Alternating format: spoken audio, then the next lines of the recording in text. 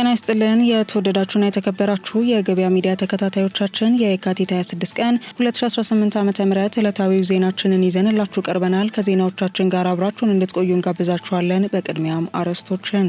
በመካከለኛው ምስራቅ ጦርነት ሳቢያ የኢትዮጵያ አየር መንገድ በሳምንት እስከ $137 ሚሊዮን ገቢ ሊያጣ እንደሚችል ተገለጸ።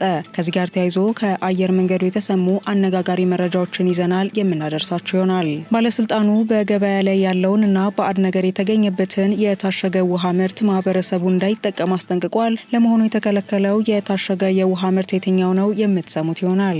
ከውጪ ኢራን 24 ሰዓት ባልሞላ ጊዜ ውስጥ በአሜሪካ ላይ በወሰደችው ያጸፋ ምላሽ በፋርስ ባህረ ሰላጤ የአሜሪካ የነዳጅ ጫኝ መርከብ ላይ የሚሳኤል ዶፍ ማዝነቧ ተሰምቷል። ሙሉ መረጃውን እናጋራችኋለን። አውሮፓውያን ሀገራት በኢራን የተሰራ ድሮን ጥቃት ማድረሱን ተከትሎ ምላሽ ለመስጠት የባህር ኃይል ጦራቸውን እያሰማሩ መሆኑም ከመረጃችን መካከል ይገኛል። የተወደዳችሁና የተከበራችሁ የገበያ ሚዲያ ተከታታዮቻችን ከዕለቱ ዜናዎቻችን ጋር አብራችሁ እንድትቆዩ ግብዣችን ነው። በዝርዝር ወደምንመለከታችሁ እናልፋለን።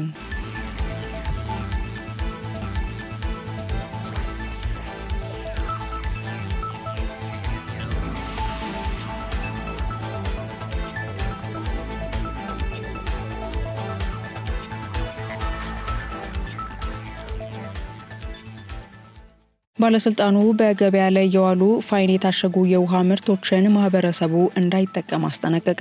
የአዲስ አበባ ከተማ አስተዳደር የምግብና መድኃኒት ባለስልጣን ከባለድርሻ አካላት በደረሰው ጥቆማ መሰረት በባች ቁጥር 620 የተመረቱ ፋይን የታሸጉ የውሃ ምርቶችን ባዕድ ነገር የታየባቸው መሆኑ ተረጋግጧል። በምርቶቹ ላይ ደግሞ ባዕድ ነገር የተገኘባቸው በፌዴራል ምግብና መድኃኒት ባለስልጣን ናሙና እንዲወሰድ በማድረግና እንዲመረመር ከተደረገ በኋላ ጥራትና ደህንነቱን ያልጠበቀ በመሆኑ በዚህ መለያ ቁጥር የተመረቱ የውሃ ምርቶችን ማህበረሰቡ እንዳይጠቀም አሳስበዋል። በዚህም በተደረገው የናሙና ምርመራ በምርቱ ውስጥ ዝልግልግ ያለ ባዕድ ነገር የያዘ መሆኑ ተረጋግጧል ሲል ባለስልጣኑ አስታውቋል። ይህ ሁኔታ ደግሞ ምርቱ ለሰው ልጅ ጤና አደገኛ መሆኑንና የማምረት ሂደቱ የመልካም አመራረት ስርዓትን ያልተከተለ መሆኑን ባለስልጣኑ አረጋግጫለሁ ብሏል። በመሆኑም የኢትዮጵያ ምግብና መድኃኒት ባለስልጣን በአምራች ድርጅቱ ላይ የተለያዩ ውሳኔዎችን ያስተላለፈ ሲሆን የችግሩን መነሻ ምክንያት ለይቶ በላቦራቶሪ ምርመራ ውጤት ለባለስልጣኑ አቅርቦና በምርመራ ሂደቱ ላይ ችግሩን ዘላቂ በሆነ መልኩ ማስተካከያ ማድረጉ ተረጋግጦ በጽሁፍ የማምረትና የማከፋፈል ፍቃድ እስካላገኘ ድረስ ምርቱን ከየካቲት 24 ቀን 2018 ዓ.ም ጀምሮ የማምረትና ምርት ወደ ገበያ ማሰራጨት እንዳይችል ታግዷል ብሏል። በተጨማሪም በገበያ ላይ የዋለው ችግሩ የታየበት ምርት ባች ቁጥር 620 በ5 ቀናት ውስጥ ድርጅቱ ከገበያ እንዲሰበስብና ለባለስልጣኑ እንዲያሳውቅም ውሳኔ አስተላልፈዋል። በዚህም ማህበረሰቡ የተጠቀሰው ምርት ባለመጠቀም እንዲሁም በተጠቀሰው መለያ ቁጥር የተመረተ የውሃ ምርት በገበያ ላይ ውሎ ሲያገኝ በአቅራቢያው ለሚገኝ የምግብና መድኃኒት ባለስልጣን ቅርንጫፍ ጽሕፈት ቤት ጥቆማ እንዲሰጥ ባለስልጣኑ አሳስበዋል።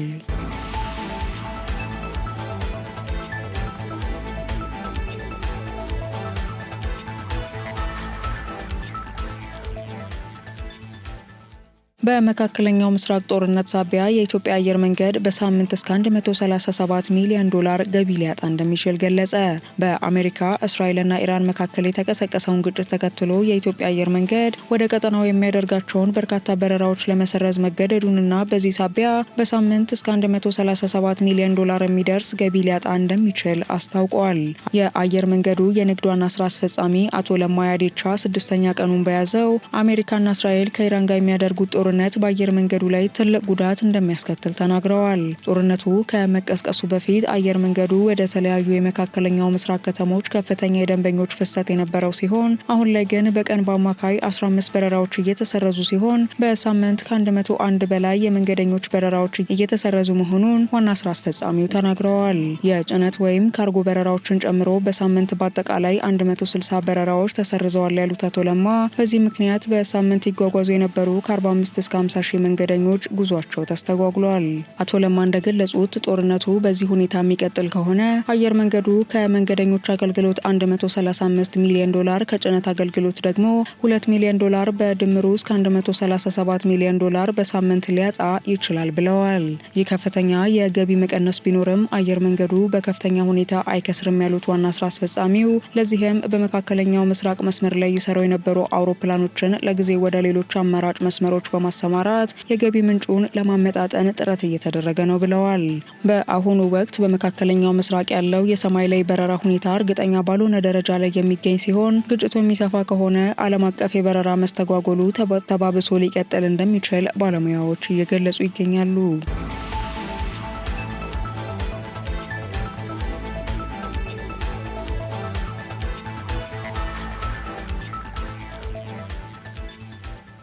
የኤሌክትሪክ አገልግሎት የፋይዳ ብሔራዊ መታወቂያን ከአገልግሎት አሰጣጡ ጋር ሊያስተሳስር ነው። የኢትዮጵያ ኤሌክትሪክ አገልግሎት ደንበኞቹን ማንነት ለማረጋገጥና አሰራሩን ለማዘመን የፋይዳ መታወቂያን ከአገልግሎት አሰጣጡ ጋር ሊያስተሳስር እንደሆነ ገልጿል። አገልግሎቱ ከብሔራዊ መታወቂያ ፕሮግራም ጋር የካቲት 20 ቀን 2018 ዓ.ም በገባው ስምምነት መሰረት ማስተሳሰሩን እንደሚያከናውን የገለጹት የአገልግሎቱ የኮሚኒኬሽን ስራ አስፈጻሚ አቶ አንዋር አብራር ስምምነቱ በዋናነት ተቋሙ በአሁኑ ወቅት ያሉትን ከ5 ሚሊዮን 500 ሺህ በላይ ደንበኞች ማንነት ለመለየት የሚረዳ ነው ብለዋል። የፋይናንስና የሰነዶች ማረጋገጫ ተቋማት አገልግሎቶቻቸውን በፋይዳ መታወቂያ እየሰጡ እንደሆነ አስታውሰው የኢትዮጵያ ኤሌክትሪክ አገልግሎትም እንደ ሌሎች ተቋማት ሁሉ የውስጥ አሰራሩን እንዲያዘምን ስምምነቱ ከፍ ያለ አስተዋጽኦ ይኖረዋል ያሉት ደግሞ የብሔራዊ መታወቂያ ፕሮግራም የኮሚኒኬሽን ፕሮግራም ዳይሬክተር አቶ ሳሚና ሰይፈ ናቸው። ስምምነቱ ተግባራዊ መሆን ሲጀምር ደንበኞች ተመሳሳይ ቅጾችንና መጠይቆችን በተደጋጋሚ እንዳይሞሉ በማድረግ የአገልግሎት አሰጣጡን ቀልጣፋ እንደሚያደርገውም ዳይሬክተሩ አብራርተዋል። የኢትዮጵያ ኤሌክትሪክ አገልግሎት የፋይዳ መታወቂያ ለአገልግሎቱ ተግባራዊ ማድረግ መቼ ይጀምራል የሚለው በይፋ ያልተገለጸ ሲሆን ወደ ተግባር ሲገባ የተቋሙ ደንበኞች በየጊዜው የሚጠይቋቸውን ተመሳሳይ መረጃዎች በዲጂታል መንገድ የማግኘት የስራ ጫናን እንደሚቀንስ ይጠበቃል። ይህ አሰራር በተለይም አዳዲስ የኃይል መስመር ፈላጊዎችና ነባር ተገልጋዮች መረጃቸው በዘመናዊ መልኩ እንዲደራጅ የሚያስችል መሆኑም ተመላክቷል።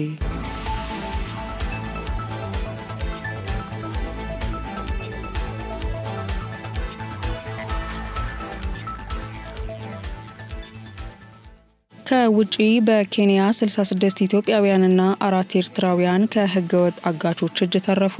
በኬንያ ናይሮቢ ሩዋይ ተብሎ በሚጠራው አካባቢ ረቡዕ ዕለት በፖሊስ በተካሄደ ድንገተኛ ፍተሻ በህገወጥ የሰዎች አጋቾች ታግተው የነበሩ 66 ኢትዮጵያውያንና 4 ኤርትራውያን በቁጥጥር ስር መዋላቸውን የኬንያ መርማሪ ፖሊሶች አስታውቀዋል። በድምሩ 70 የሚሆኑ እነዚህ የውጭ ሀገር ዜጎች የተገኙት በኬንያ የወንጀል ምርመራ መምሪያ ስር የሚገኘው የድንበር ተሻጋሪ ወንጀሎች መከላከል ክፍል ከህዝብ በደረሰው ጥቆማ መሰረት ባደረገው ኦፕሬሽን ነው ተብሏል። ግለሰቦቹ በሩዋይ አካባቢ በሚገኝ አንድ መኖሪያ ቤት ውስጥ ተዘግቶባቸው መገኘታቸውን የገለጹት መርማሪዎች በወቅቱ አንድ ኬንያዊ ተጠርጣሪ በቁጥጥር ስር መዋሉን አረጋግጠዋል።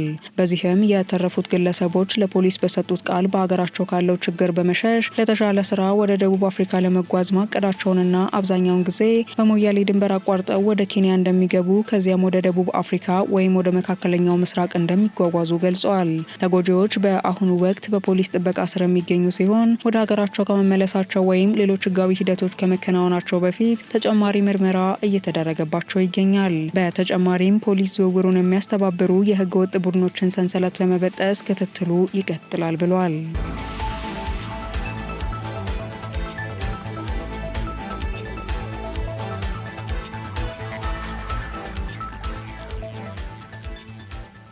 ፕሬዚዳንት ኤርዶሃን ከኢራን የሚሰነዘሩ የሚሳኤል ጥቃቶች እንዳይደገሙ አሳስበው ጥቃቱ የማይቆም ከሆነ ግን ወደ ግጭቱ ጣልቃ እንደሚገቡ አስታወቁ።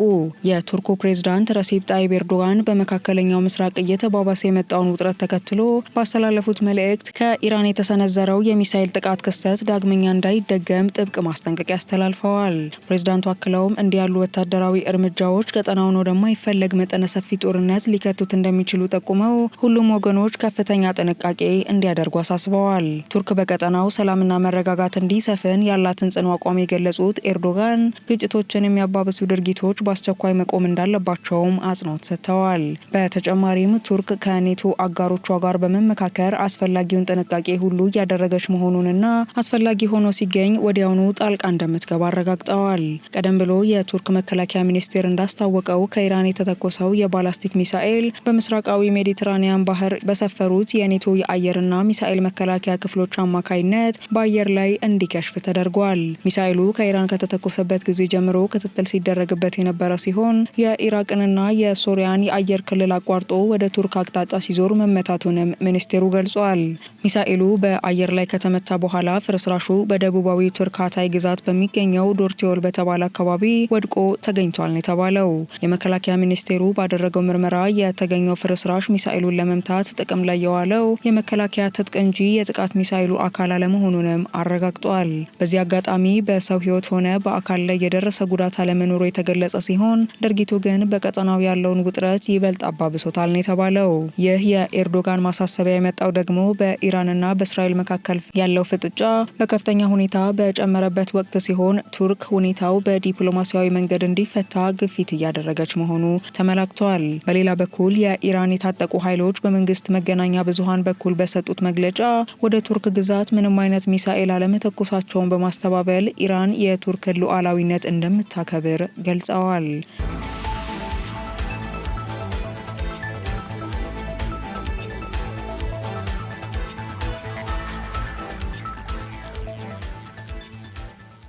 ኢራን በዛሬው ዕለት በፋርስ ባህረ ሰላጤ የአሜሪካ የነዳጅ ጫኝ መርከብ ላይ የሚሳኤል ዶፍ አዘነበች። የኢራን እስላማዊ አብዮታዊ ዘብ ዛሬ ሐሙስ ረፋድ ላይ በፋርስ ባህረ ሰላጤ ሰሜናዊ ክፍል የአሜሪካ እንደሆነች በተነገረላት የነዳጅ ጫኝ መርከብ ላይ በሚሳኤል ጥቃት መፈጸሙንና መርከቧ በአሁኑ ወቅት በእሳት እየተቃጠለች መሆኑን አስታውቀዋል።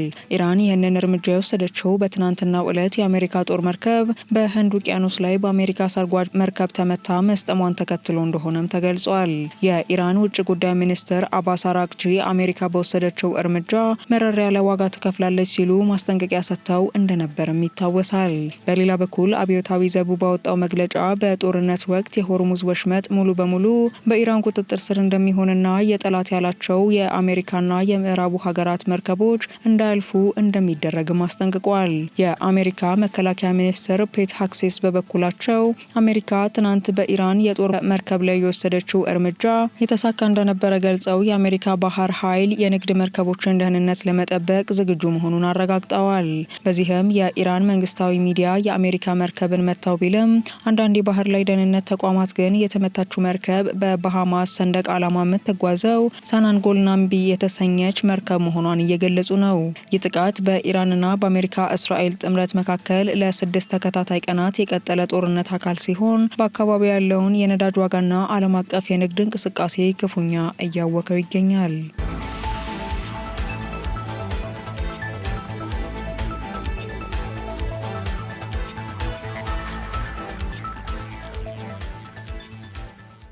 አውሮፓውያን ሀገራት በኢራን የተሰራ ድሮን ጥቃት ማድረሱን ተከትሎ ምላሽ ለመስጠት የባህር ኃይል ጦራቸውን እያሰማሩ ነው።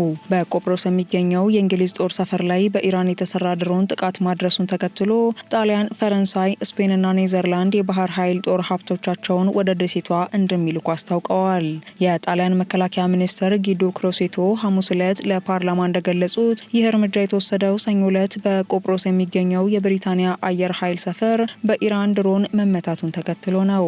ብሪታንያ በአንድ ጊዜ 16 ሚሳይሎችን መምራት የምትችልና እጅግ ዘመናዊ የሆነችውን ኤችኤምኤስ ድራገን የጥፋት መርከብና ድሮኖችን መምታት የሚችሉ ዋይልድ ካት ሄሊኮፕተሮችን ወደ አካባቢው አሰማርታለች።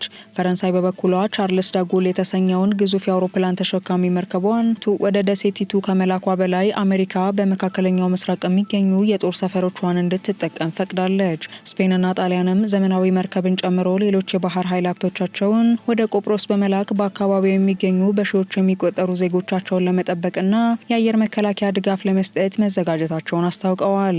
የጣሊያን ጠቅላይ ሚኒስትር ጆርጂያ ሜሎኒ እንደገለጹት በቆጵሮስና በአካባቢው የሚገኙ በ10 ሺዎች የሚቆጠሩ ጣሊያናውያንንና 2000 የሚጠጉ ወታደሮቻቸውን ለመጠበቅ የአየር መከላከያ ድጋፍ ማድረግ የግድ አስፈላጊ ሆኗል ብለዋል። በሌላ በኩል የስፔን ጠቅላይ ሚኒስትር ፔድሮ ሳንቼዝ የአሜሪካውን ፕሬዝዳንት ዶናልድ ትራምፕ ግፊት በመቃወም የአሜሪካ ጦር መሰረቶቻቸውን እንዲጠቀም ከመፍቀድ ይልቅ በራሳቸው መንገድ ጥበቃ እንደሚያደርጉ ገልጸዋል። በቆጵሮስ የሚገኘው የብሪታንያ ጦር ሰፈር ጥቃት መድረሱ በደሴቲቱ ነዋሪዎች ላይ ከፍተኛ ድንጋጤ ፈጥሯል የተባለ ሲሆን ነዋሪዎች በመረጃ አያያዝ ረገድ ተስፋ መቁረጥና ፍርሃት ውስጥ ይገኛሉ ተብሏል።